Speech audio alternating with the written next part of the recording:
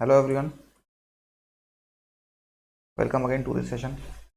Okay, so guys यार ये हमारा वही वाला सेशन है जो बीच में एंड हो गया था किसी रीज़न से। ठीक है, तो थोड़ा सा टेक्निकल प्रॉब्लम थी। ओके, चलो ये सेशन फिर से स्टार्ट करते हैं। बाकी जो वीडियो जो फोर्थ है वो किसी ने नहीं देखा है तो वो जाके ज़रूर देख लीजिएगा। ओके, उसके बाद इस सेशन में आइएगा। वो पार्ट वन उसको समझ लीजिए। उसके आगे के 5 क्वेश्चन मैंने उसमें कराए हैं, बाकी सारे क्वेश्चन इसमें हैं। ठीक है, रीजनिंग प्लस क्वांट के क्वेश्चन है जो कि हम लोग कर रहे हैं आरबीआई ऑफिस अटेंडेंट के लिए। ओके, तो चलो देख लेते हैं। ये वाले जो क्वेश्चन होते हैं ये होते हैं डेटा सफिशियंसी के। ठीक है, इसमें करना क्या होता है चलो मैं आपको यहाँ पे बताता हूँ क्वेश्चन को सॉल्व करके। ओके, तो एक एक क्वेश्चन दिया है पहले, सिक्स क्वेश्चन दिया है। 6 नंबर जो 1 और 2 लिखे हैं ये हैं इसके पार्ट्स। तो क्या पूछ रहा है 6 1 में जो क्वेश्चन, 6 में जो क्वेश्चन पूछ रहा है, city A is towards in which direction of city B. City A जो है किस तरफ है बी के। ठीक है, अब बाकी ए और बी फर्स्ट और सेकंड में हमें हिंट दिए जाएंगे। ठीक है, तो इस टाइप के क्वेश्चन हमें करना क्या होता है, हमें अपना आंसर निकालना होता है जो ये पूछ रहा है कि city A is towards in which direction of city B. But हमें पता क्या करना है, देखो जैसे ऑप्शन में पहले लिखा है if the data in statement 1 is alone is sufficient to answer the question while the data in statement 2 alone are not sufficient to answer the question. मतलब कि अगर हमें देखो सिर्फ इस जो फर्स्ट वाला कंक्लूजन है स्टेटमेंट 1 है, इसी से हमें ये वाला अगर आंसर मिल जाए, ठीक है, तो हमारा ऑप्शन नंबर फर्स्ट ट्रू होगा। अगर फर्स्ट वाले को अलग से फर्स्ट वाले में हमें ये आंसर ना मिले, सेकंड और सिर्फ अकेले सेकंड वाले से ही मिल जाए, तो ऑप्शन नंबर 2 ट्रू होगा। ठीक है, इफ़ द थर्ड को भी छोड़ देते हैं। फोर्थ जो ऑप्शन है इफ़ द डेटा, अगर दोनों को मिलाने के बाद हमें ये आंसर मिले, ठीक है, दोनों स्टेटमेंट्स को ज्वाइंट करने के बाद ये जो हमसे पूछ रहा है वो आंसर मिले, तो ऑप्शन नंबर फोर्थ टू हो जाएगा कि if the data in both statement, if that and fifth वाला क्या है, if the data in both statement 1 and 2 together. Fourth में अगर दोनों को मिलाने के बाद भी ना बने तो हो जाएगा। एंड फिफ्थ में क्या, दोनों को मिलाने के बाद अगर आंसर मिल जाए तो वो फिफ्थ ऑप्शन हो जाएगा। क्या लिखा है फिफ्थ में, if the data in both statement 1 and 2 together are necessary, मतलब दोनों को मिलाना जरूरी है। ठीक है, चलो देख लेते हैं। अब देखो east west north north east west north south तो देख, ठीक है, तो इधर होता है ईस्ट वेस्ट नॉर्थ साउथ, ये हमें पता होता है। ठीक है, माइंड में एक बेसिक सी इमेज बना के चलनी है। ओके, तो चलो इस क्वेश्चन को मैं आपको अटेम्प्ट करके दिखाता हूँ। ईस्ट वेस्ट नॉर्थ साउथ ऐसे होता है, मन में अपने आप किधर भी ईस्ट वेस्ट ले सकते हो, मतलब जो पैटर्न होता है वो ये होता है। ए किस डायरेक्शन में है सिटी बी के, तो फर्स्ट कंक्लूजन हमारा पढ़ो, स्टेटमेंट पढ़ो। City A is in the north of city C, मतलब कहीं सिटी सी है ईस्ट वेस्ट, तो नॉर्थ में ए इधर हो गया, ए इधर हो गया सिटी सी से, A is in the north of city C and city C is to the east of city B. Okay, तो बी कहीं यहाँ पे होगा, बी के ईस्ट में होगी, और बी के ईस्ट में होगी सिटी सी। ठीक है, ये हमें मिल गया। तो क्वेश्चन में क्या पूछा, city A is towards which in in होगा यहाँ पे, ठीक है, इन यहाँ पे होगा in which direction of city B. तो सिटी ए जो है किस डायरेक्शन में, सिटी बी के, तो इस डायरेक्शन में है कि नहीं, मतलब ये कौन सा है, नॉर्थ ईस्ट डायरेक्शन में है। तो फर्स्ट वाले से तो हमें आंसर मिल गया है ना, फर्स्ट वाले से हमें आंसर मिल गया। ठीक है, तो अभी बट हमारा आंसर नहीं आया है, फर्स्ट वाले से हमें आंसर मिला है कि हमें आंसर मिल गया मतलब। ठीक है, अब क्या सेकंड, क्योंकि हो सकता है सेकंड वाले से भी मिल रहा हो, चलो सेकंड वाला देख लेते हैं। सेकंड वाले में क्या बोल रहा है, इसका फिगर मैं चलो यहीं बनाऊंगा। P P is south west of city B, मतलब कहीं पे हमारा बी बना है, साउथ वेस्ट किधर होगा, और बी से साउथ वेस्ट इधर होगा, यहाँ पे पी हो गया।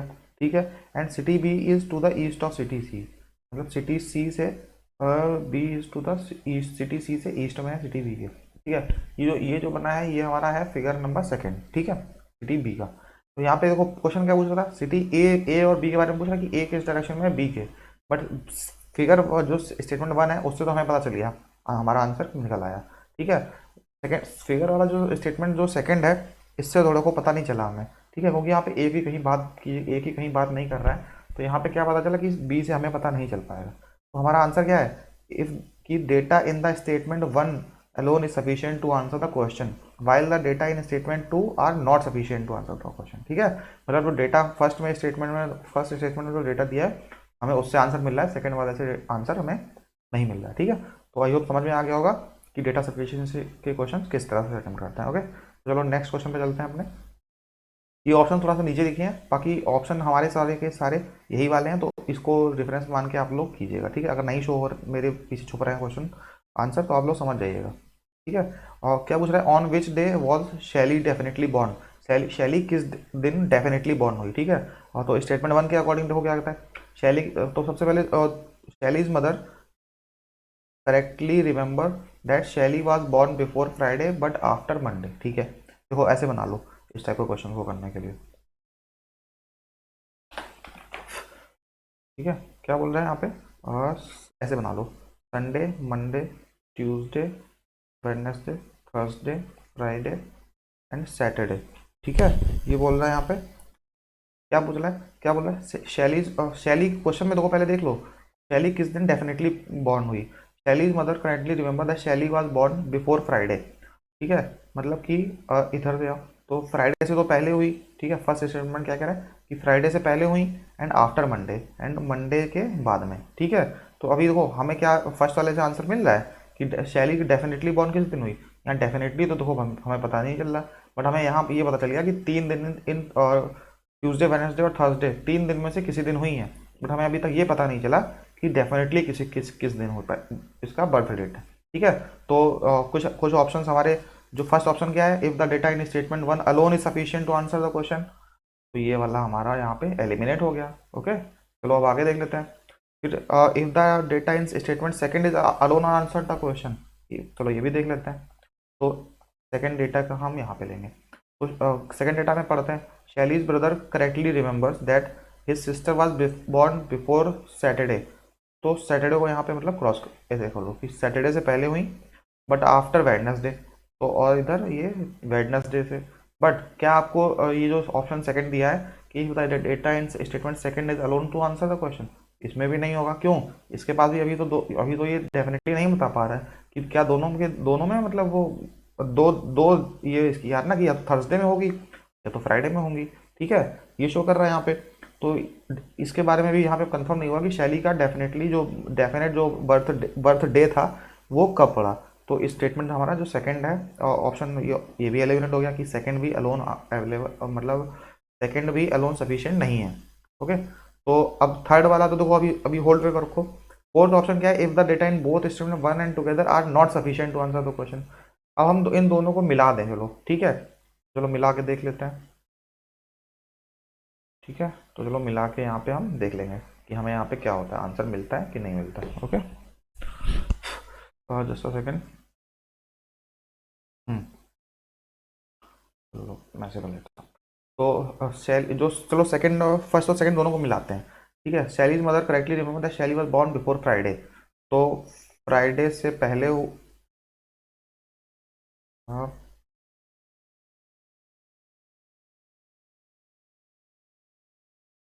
ओके। तो क्या बोल हाँ, फ्राइडे से पहले, ठीक है।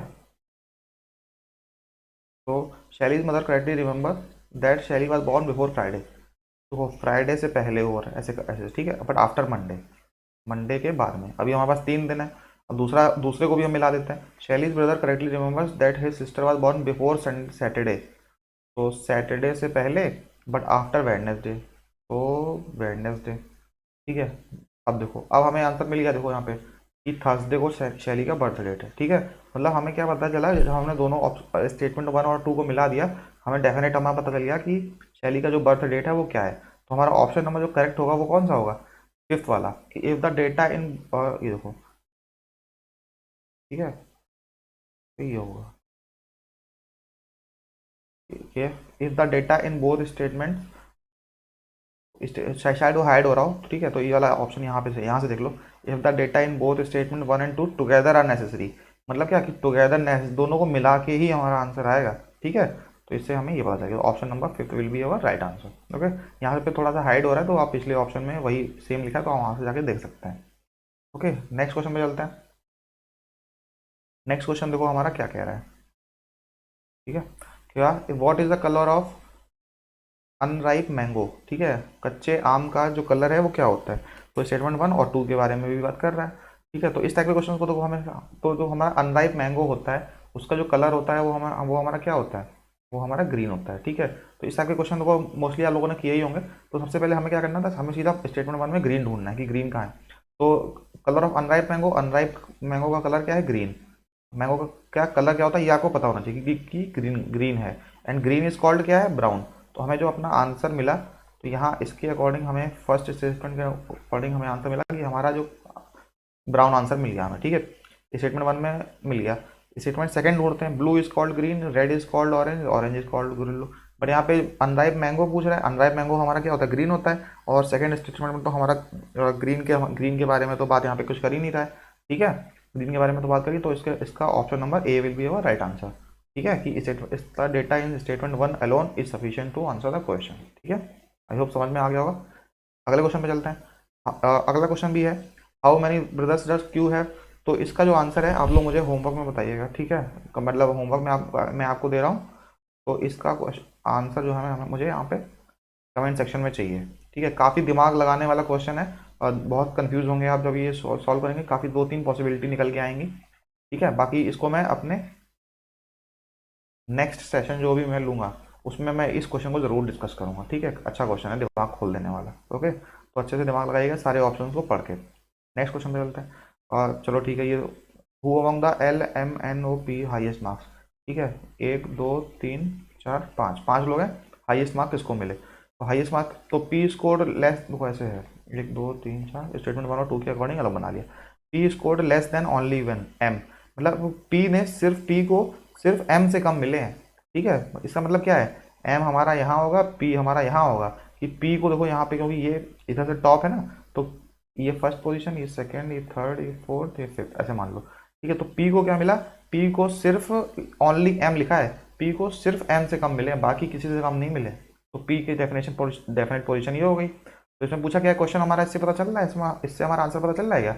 वो among the following score highest mark, तो हाईएस्ट मार्क किसने स्कोर किए, एम ने। तो फर्स्ट से तो है हमारा पता चल रहा है, ठीक है, ओके। अब देखते हैं दूसरा क्वेश्चन। दूसरा स्टेटमेंट क्या है, N score more than only L, मतलब एम को सिर्फ एल से ज़्यादा मिले हैं और किसी से ज़्यादा नहीं मिले। तो एल इसमें भी देखो डेफिनेट हुआ कि एन को जो है एल से ज़्यादा मिले हैं, ठीक है। एन को जो है more than, N score more than only L, मतलब सिर्फ एल से ज़्यादा मिले हैं किसको, एन को सिर्फ एल से ज़्यादा मिले। तो क्या हमें इसमें आंसर मिल रहा है, हमारा आंसर क्या है, who among this score the highest marks, ठीक है। अब यहाँ पे हाईएस्ट मार्क्स तो यार यहाँ पे है, यहाँ पे तो हमें पता कोई भी आ सकता है, एम आ सकता है, एम आ सकता है, ओ आ सकता है, पी आ सकता है। तो इससे हमें यहाँ पे पता नहीं चल पा रहा है। तो इसमें भी हमारा option number 1 will be our right answer, कि सिर्फ only one alone is sufficient to answer the question, second वाले से not sufficient to answer the question, okay. I hope data sufficiency के सारे क्वेश्चन आपको समझ में आ गए होंगे, ओके। बाकी जो एक मैंने क्वेश्चन दिया है वो क्वेश्चन वहाँ पे जरूर बताइएगा। चलो तो अब स्टार्ट करते हैं क्वांट सेक्शन में के कुछ क्वेश्चन मैं आपके लिए लेके आया हूँ वहाँ से, ठीक है। जो भी मुझे मिलते जा रहे हैं मैं धीरे धीरे वहाँ से आपको सॉल्व कराता जा रहा हूँ। पहला क्वेश्चन क्या है, if the selling price of an article is 4/3 of the cost price. देखो यार ये तो काफ़ी इजी क्वेश्चन आते हैं क्वांट में। Selling price is equal to 4/3 of is cost price, तो कॉस्ट प्राइस यहाँ पे आ जाएगा। तो एसपी और सीपी का रेशियो कितना आ गया, 4/3। प्रॉफिट पूछ रहा है, तो प्रॉफिट का डेफिनेटली सीधा फॉर्मूला होता है क्या, एसपी माइनस सीपी, जिसको नहीं पता है SP minus CP upon CP into 100, ठीक है, ये होता है। तो प्रॉफिट क्या है हमारा, सेलिंग प्राइस 4 माइनस 3 1, और सीपी कितना है 3 1/3 इंटू 100। तो प्रॉफिट कितना निकलेगा 33 1/3%, ये हमारा आंसर आ जाएगा। तो option number 4 will be our right answer. बहुत ईजी क्वेश्चन आता है, ओके। सेकंड क्वेश्चन क्या है, a trader mark the selling price of an article 10% above the cost price, okay. तो चलो इस क्वेश्चन को मैं आपको समझा देता हूँ किस तरह से क्या बोल रहा है, ओके। कहीं सीपी है था, सीपी सपोज हमारा 100 था, ठीक है।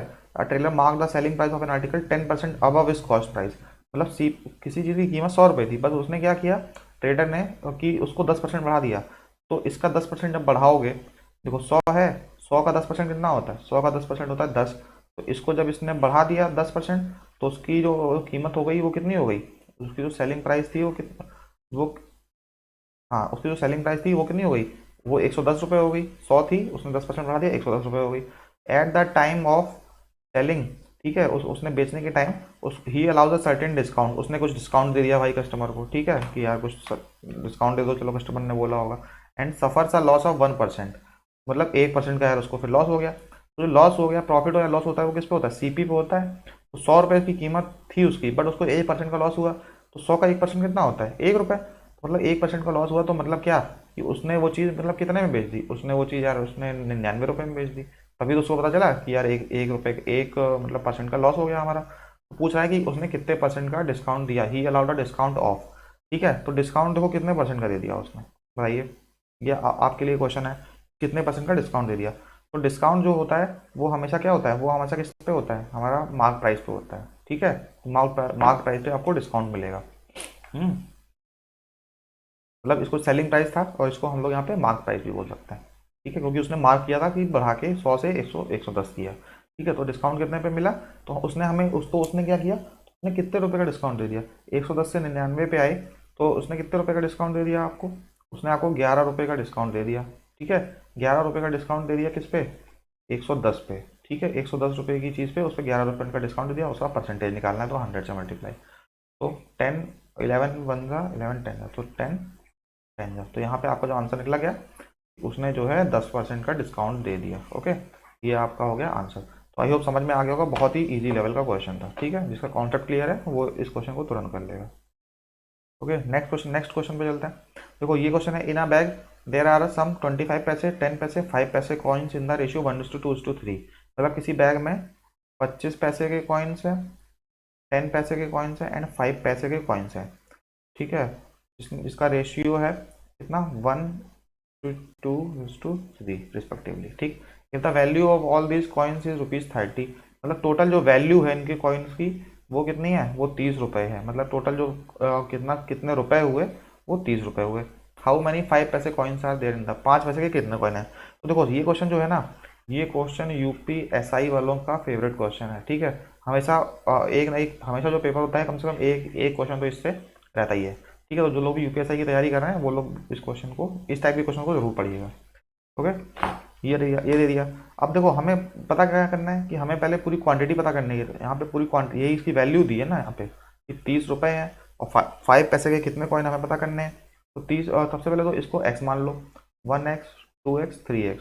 ठीक है, तो इसको मल्टीप्लाई तो करोगे, आपको पूरी आपको वैल्यू की 25 पैसे के कितने हैं, 10 पैसे के 2 कॉइन है, 5 पैसे के कितने कॉइन है, तो आपको अभी तो पूरी वैल्यू पता चलेगी कि कितने वैल्यू है।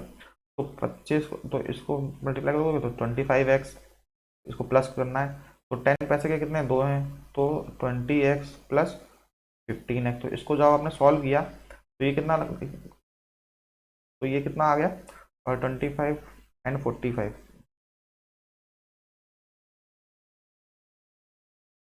ओके, तो 25 plus 20 45, 45 plus 15 equal to 60x। तो देखो इसकी वैल्यू आ गई कितनी, 60x। बट असली में जो वैल्यू दी गई है वो कितनी है, वो है हमारी 30। पर 30 क्या है, 30 रुपीज़ है, ये चीज़ यहाँ पे ध्यान रखिएगा। बट यहाँ पे जो इधर जो बात हो रही है वो पैसों की हो रही है। तो एक पैसे में कितना होता है, और 100, 1 रुपये में 100 पैसे, तो 30 रुपये में तो 200 से मल्टीप्लाई कर दिया, तो 3000 पैसे। अब यहाँ पे रेशियो इक्वल हो जाएगा। ठीक है, क्योंकि पैसे इक्वल टू पैसा। तो एक्स की वैल्यू जो आई वो आ गई कितनी, 50। एक्स की वैल्यू 50 आ गई। ठीक है, अब एक्स को आप 5 पैसे की बात कर रहे हैं यहाँ पे, तो एक्स को यहाँ पे पुट कर लो। तो यहाँ पे ठीक है 150। ठीक, तो कितने एक्स के कितने कॉइन थे, मतलब रेशियो था 3, तो 5, इसके 3 कॉइन थे, एक की वैल्यू 50 है, तो 3 की वैल्यू कितनी हो गई, 3 × 50। तो आंसर जो हमारा क्या आ गया, 150 कॉइन्स है। मतलब ठीक है, एक्स 5 पैसे के 150 कॉइन्स है। ठीक है, option number 3 will be our right answer. I hope अब समझ में आ गया होगा, काफ़ी इजी क्वेश्चन था। कैसे करते हैं, क्वांटिटी मतलब वैल्यू इक्वल टू, जो वैल्यू दोनों का रेशियो सेम करना है, बाकी फिर सिमिलर है। एक चीज़ ध्यान देनी है, ये वाला पॉइंट, कि रुपए को पैसे के इक्वल, मतलब पैसे को पैसे के इक्वल करना है। नेक्स्ट क्वेश्चन पे चलते हैं। नेक्स्ट क्वेश्चन क्या है, ABC hired a car of 5 ABC hired a car for ₹520 and used it for 7, 8 and 11 hours respectively. मतलब ABC ने क्या किया, 520 ABC ने क्या किया, 520 रुपये थे उनके पास, और थोड़ी, हाँ ABC 520 रुपये में कार इन लोगों ने खरीद ली, मतलब ले ली, हायर्ड अ कार। ठीक है, 520 रुपये में थी। एंड ए ने 7 घंटे, बी ने 8 घंटे एंड सी ने 11 घंटा उसको यूज़ किया।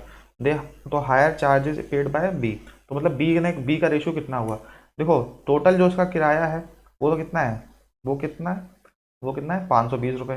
देखो 520 उसका टोटल किराया है, एंड जो टोटल किराया है वो किस हिसाब से, किस बेस पे लेगा, कि टोटल आपने कितना यूज़ किया। तो टोटल किराया जो है वो किस बेस पे लेगा, कि आपने टोटल गाड़ी को कितना यूज़ किया। तो उसका कंजम्पशन गाड़ी का कितना था, कि मतलब कितना गाड़ी को आपने यूज़ किया। तो ये जो तो टोटल है इसको टोटल कर लो।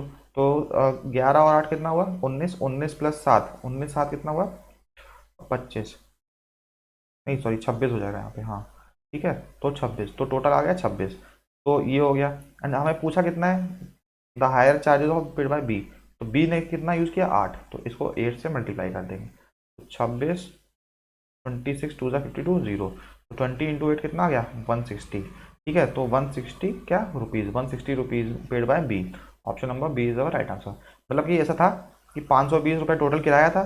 टोटल किराया क्या होगा, जो कि टोटल यूज जितना यूज़ होगा उतना ही तो किराया होगा, तो टोटल जितना यूज़ किया वो उसका टोटल कर लिया। तो टोटल आया 26। जो अब निकालना क्या था, बी के बारे में पूछा था, तो बी का जो यूजेज था कितना था, 8 घंटे, तो 8 घंटे निकाल लो यहाँ से। तो 26 दूनी 52 एंड 0, तो 8 दूनी 16, 160, 160 रुपये जो है वो बी का किराया था। इसी तरह से आप चाहते तो ए और सी का भी निकाल लेते किराया। ओके, समझ में आ गया होगा, बेसिक क्वेश्चन था। नेक्स्ट क्वेश्चन पे चलते हैं। A man, time and work से क्वेश्चन है। A man can do a piece of work in 5 days। एक कोई है, ठीक है चलो, अ मैन ए कोई है जो 5 दिन में काम करता है, but with the help of his son, ऐसे कर लेता है। ए है समझ, ए है कोई, ठीक है, a man can do a piece of work in 5 days, 5 दिनों में वो काम पूरा करता है। But with the help of his son, मतलब अगर ए प्लस उसका सन, ठीक है, ये दोनों लोग काम करें, A plus his son, he can do it in 3 days, मतलब वो तो काम 3 दिन में खत्म कर देता है। Okay, in what time can the son do it alone. ठीक है, तो सन मतलब जो कि कितने टाइम में उसका बेटा पूरा काम कर सकता है। ठीक है, ओके, तो ये क्वेश्चन है, क्या हो सकता है, लोग दिमाग लगाइए अपना। बहुत ही बेसिक सा क्वेश्चन है। ठीक है, तो जो देखो ऐसा होता है कि हमें, आपने सुना होगा कि जो इनके जो टाइम का जो रेशियो होता है, ठीक है, वही वही उसके क्या कहते हैं, वो एक फॉर्मूला होता है, work is equal to efficiency into time. ठीक है, ये हमारा एक जो टाइम एंड वर्क का फॉर्मूला होता है। हम्म हिसाब से अब इसको किस तरह से आप क्वेश्चन को सॉल्व कर सकते हैं, इस क्वेश्चन को सॉल्व करने के बहुत सारे तरीके हैं। कि एक आदमी है वो 5 दिन में काम करता है, but with the help of his son, उस अपने बेटे की मदद से वो काम 2 ही दिन में ख़त्म कर देता है। ठीक है, इस तरह से आप कर सकते हो। तो ऐसे है ए कितने काम को 5 दिन में ख़त्म करता है, but with the help of his son, मतलब अपने जब उसका बेटा आ जाता है तो वो काम को 3 दिन में ही ख़त्म कर लेता है। ठीक है, तो इसका मतलब क्या है कि बेटे की जो एफिशिएंसी है, ठीक है, किस तरह से निकाल सकते हैं आप, मतलब बेटे ने आगे कुछ कुछ जल्दी काम किया होगा, है ना, तभी तो उसने उसको मतलब कम टाइम लगा, पहले वो अकेले कर रहा था, तो उसको सिर्फ 5 दिन, लग रहे थे। बट जब उसका बेटा आ गया तो उसको क्या हो रहा है, तो उसको मतलब 2 दिन कम लग रहे हैं। ठीक है, ओके, तो इस टाइप के क्वेश्चन को देखो कैसे करते हैं। ठीक है,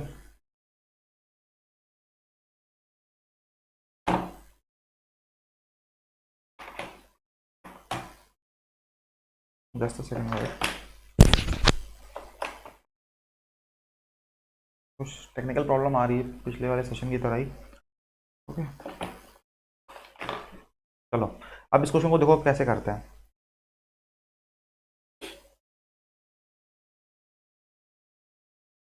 इस क्वेश्चन को देखो, ठीक है, इसको करने के बहुत सारे तरीके हैं। ठीक है, या तो आप फॉर्मूले से कर लो। ठीक है, सन का एक दिन का काम मतलब कितना होगा, दोनों को माइनस कर दो। ठीक है, एक तरह से इसका करके देखते हैं। देखो, ये इसका टाइम का रेशियो है 5:3, तो इसका जो वर्क का रेशियो कितना हो जाएगा, वो हो जाएगा 3:5। तो जो टोटल वर्क निकलेगा कितना निकलेगा, 15 निकलेगा। ठीक है, ये हमें पता होना चाहिए, मतलब हमें किस तरह, work is equal to efficiency into time, ये हमारा फॉर्मूला होता है।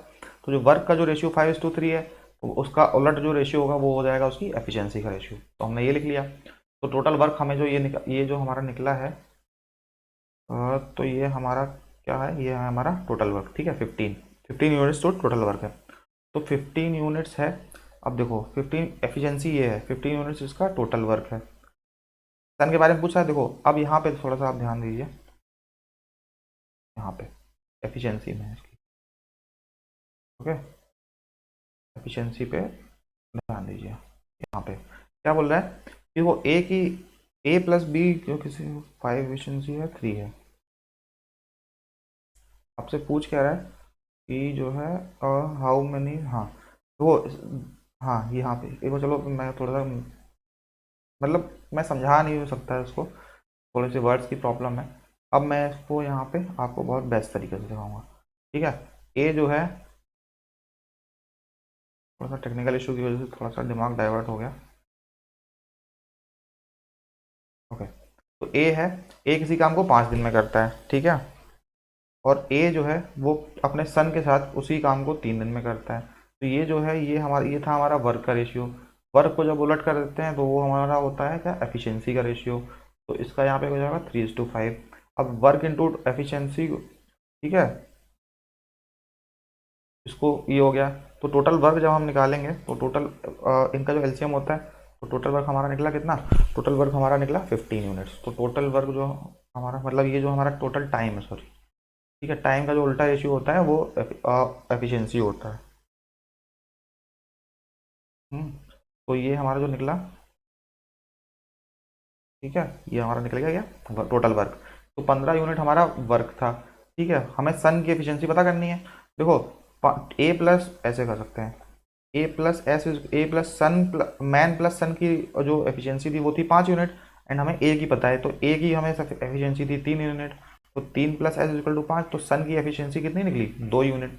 सन की एफिशिएंसी 2 निकली, जो टोटल वर्क था 15 यूनिट। सन को अकेले पूछ रहा था, तो सन की एफिशिएंसी है कितना, 2 यूनिट।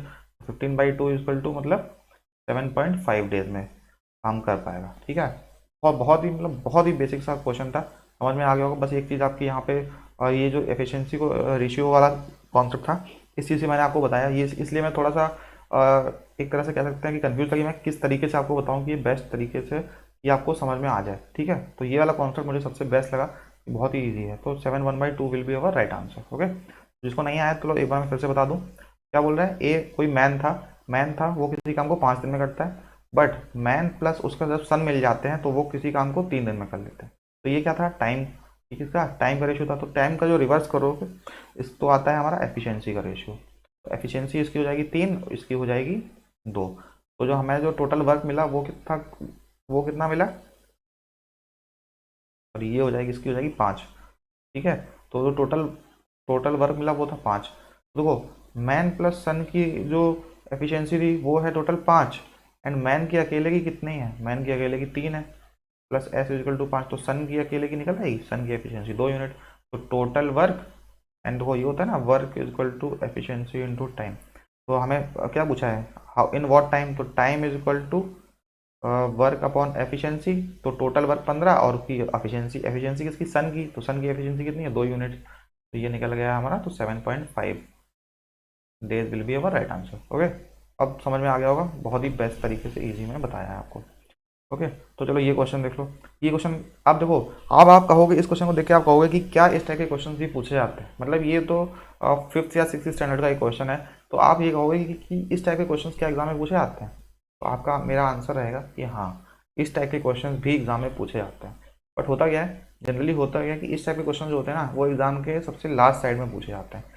तो मोस्ट लोग क्या करते हैं कि जो अपने क्वेश्चन को, पहले क्वेश्चन जो आगे आते हैं, आगे थोड़े से टफ क्वेश्चन सेट किए जाते हैं, तो क्वेश्चंस को आप ईगो पे ले लेते हो। ईगो पे लेके क्या होता है कि आप वहीं पे अपना टाइम वेस्ट कर सकते हो, और लास्ट में जो आपके कुछ इजी इजी क्वेश्चंस होते हैं वो आपके आते हुए भी क्वेश्चन भी छूट जाते हैं। ओके, तो ये एक स्ट्रैटेजी होती है पेपर सेट करने की। तो जब आपको क्या करना है कि जब भी पेपर अटेम्प्ट करना है, जैसे ही क्वेश्चन अगर आपको दिख रहा है, आपको समझ में आ रहा है कि हाँ, इसको ये क्वेश्चन मुझे सॉल्व हो जाएगा, ठीक है, तो आपको वो क्वेश्चन अटेम्प्ट करना है। वरना आपको क्या करना है, तुरंत उस क्वेश्चन को स्किप करके आगे बढ़ना है। एक बार कम से कम एटलीस्ट एंड तक पूरा पेपर होके देख के तो लौटो। ठीक है, एंड तक तो देख लो कि क्या पता कोई ऐसा क्वेश्चन हो, कुछ क्वेश्चन जरूर ऐसे होंगे जो आप ज़्यादा दिमाग, बिना दिमाग लगाए सॉल्व कर सकते होगे। तो एक ये वाला क्वेश्चन जो है वो उसी टाइप का है। ठीक है, चलो देख लेते हैं क्या पूछ रहा है। अब bus covers the distance of 170 kilometre in 4 hour, what is the speed. तो ये क्वेश्चन तो यार आप लोग का होमवर्क है। ठीक है, इसका आंसर जो भी है, अब इसको गलत मत कीजिएगा प्लीज़। ठीक है, तो कमेंट सेक्शन में मुझे यहाँ पे जरूर बताइएगा। ओके, मिलते हैं फिर, अपने अगले क्वेश्चन पे चलते हैं। इन द कॉस्ट ऑफ, दिए देखो, ये वाला क्वेश्चन भी उसी तरह का है। ठीक है, तो इस क्वेश्चन का जो 7th का क्वेश्चन का है, 6th और 7th का जो आंसर है, ओके, वो भी आप प्लीज़ यहाँ पे, मैं पीडीएफ तो मैं टेलीग्राम पे डाल ही दूंगा, कमेंट सेक्शन में ज़रूर बताइएगा। ओके, ज़रूर बताइएगा अगर आपने सही से सॉल्व किया होगा। ओके। चलिए नेक्स्ट क्वेश्चन देख लेते हैं। नेक्स्ट क्वेश्चन देख ला, एरिया ऑफ सर्कल इज, मतलब जो लास्ट में कोई क्वेश्चन है काफ़ी, एंड ये सारे मैं क्वेश्चन ये मत सोचिएगा कि मैं अपने तरफ से लाया हूँ, सारे के सारे क्वेश्चन मैंने एक प्रीवियस ईयर पेपर से ही उठाए हुए हैं। मैं भी जो भी करा रहा हूँ प्रीवियस ईयर क्वेश्चन ही आपको रिपीट करवा रहा हूँ, ठीक है। मेरे अपना कुछ भी नहीं है कि मैं अपने तरफ से इजी क्वेश्चन डाल रहा हूँ, विद वैल्यू मैं प्रीवियस ईयर क्वेश्चन उठा रहा हूँ। ओके चलो, तो ये वाला क्वेश्चन मैंने दो आपको होमवर्क में दे दी, ये मैं करके दिखा देता हूँ। एरिया ऑफ सर्कल इज इतना है, तो एरिया ऑफ सर्कल कितना होता है? एरिया ऑफ सर्कल होता है पाई आर स्क्वायर, ठीक है। ये आपको पता होना चाहिए। पाई की वैल्यू कितनी होती है? 22/7 into r square is equal to 1386, ठीक है। R square is equal to 1386 into 7 जो भी है, आप इसको सॉल्व कर लीजिएगा। तो 11 से काट दो, 11 1 11 और 11 2 से 22, 11 3 66, तो 11 2 2 3 12 2 6 3, तो आर स्क्वायर इक्वल टू 7 3 21 2 42 43 441, तो आर स्क्वायर इक्वल टू 441। तो आर की वैल्यू कितनी रहेगी? जिसको भी स्क्वायर से याद होंगे वो इस क्वेश्चन को इजली कर लेगा, वरना आप इतना करके फिर छोड़ के आओगे तो टाइम वेस्ट ही हुआ आपका। Okay sorry. तो आर की वैल्यू कितनी आ गई? आर की वैल्यू आ गई 21, तो आर की वैल्यू यहाँ से निकल आई आपको। चलो ठीक है, आगे क्या पूछ रहा है? What is the circumference of the circle? तो सर्कमफ्रेंस ऑफ द सर्कल कितनी होती है? 2πr, ये होती है सर्कमफ्रेंस ऑफ द सर्कल। तो यहाँ पे बस इसको सॉल्व कर लो। 2 पाई की वैल्यू 22/7, आर की वैल्यू 22 सॉरी 21, तो 7 3 तो 6 इंटू 22 आपको करना है, तो 132 centimetre will be your right answer. तो option number 4 will be your right answer. Okay, बहुत ही बेसिक सा क्वेश्चन था।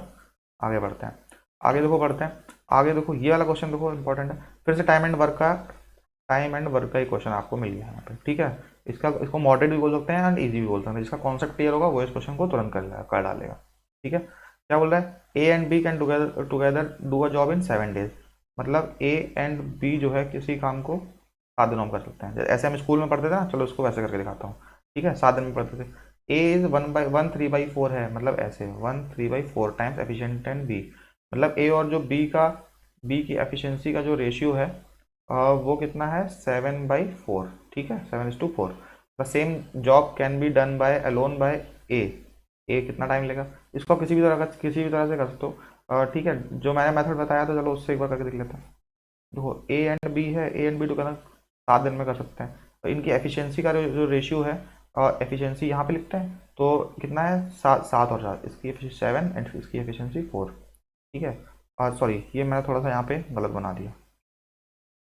चलो देखो, ए and be together can do a A and be together can do a job in 7 days।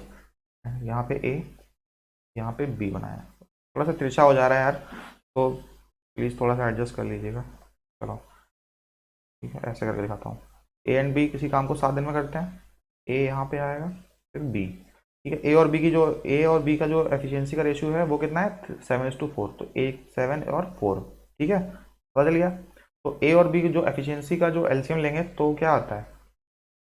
तो ए और B का चलो ऐसे पता चल गया, हाँ ठीक है। तो ए की एफिशिएंसी 7 है, बी की एफिशिएंसी 4 है, तो टोटल एफिशिएंसी ए प्लस बी की कितनी होगी? 11 ही तो होगी। अब देखो ये देखो, टाइम इंटू एफिशिएंसी, तो वर्क हमारा क्या होता है? Total work, efficiency into time. तो यहाँ पे हमें ये मिली एफिशिएंसी, तो एफिशिएंसी इंटू टाइम कर देंगे तो हमें 11 इंटू 7 करेंगे तो हमें टोटल वर्क मिल जाएगा। टोटल वर्क जो मिला वो हमारा कितना मिला? 77 हो गया, टोटल वर्क मिल गया।